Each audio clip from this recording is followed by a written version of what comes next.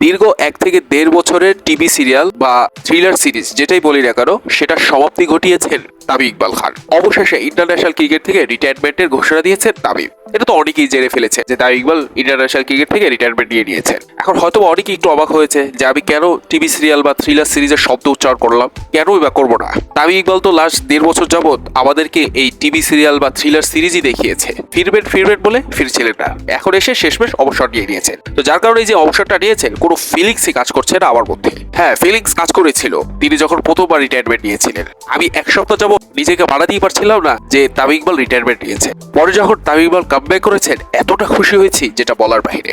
পরে তামিম ইকবাল 1 থেকে 2টা সিরিজ খেললেন, পরে আবার সরে গেলেন। এরপর থেকে তিনি ধারাবাহিকভাবে টিভি সিরিয়াল দেখানো শুরু করলেন ভক্তদের। তিনি ফিরবেন বলে ফিরছিলেন না। বিসিবি তামিমের সাথে মিটিং করছিল, তামিম ইকবাল বিসিবির সাথে মিটিং করছিল, কিন্তু দিন শেষে কোনো ফলাফল আসছিল না। কিন্তু শেষমেশ চ্যাম্পিয়ন্স ট্রফির আগ মুহূর্তে এসে তিনি রিটায়ারমেন্টের ঘোষণা দিয়েছে। তো এরপর কি আর কোনো ফিলিংস বাকি থাকে?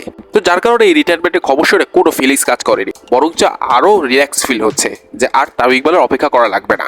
হ্যাঁ, বাংলাদেশি মানুষরা অনেক আবেগী হয়, অনেক ইমোশন হয়, কিন্তু আমার মধ্যে সেই জিনিসটা কেন যেন নেই। কিন্তু হ্যাঁ, আমি আবার এতটা স্বার্থপর না যে তামিম ইকবাল যা করেছেন তা আমি অস্বীকার করব। তামিম ইকবাল বাংলাদেশকে অনেক কিছু দিয়েছেন, এটা আমি স্বীকার করছি। তামিম একজন বিশ্বসেরা ওপেনার, এটাও আমি স্বীকার করছি। যার কারণে আমি তামিম ইকবালকে অভিনন্দন জানাচ্ছি। Thank you so much Tamim ইকবালকে, এবং শুভকামনা রইল পরবর্তী জীবনের জন্য।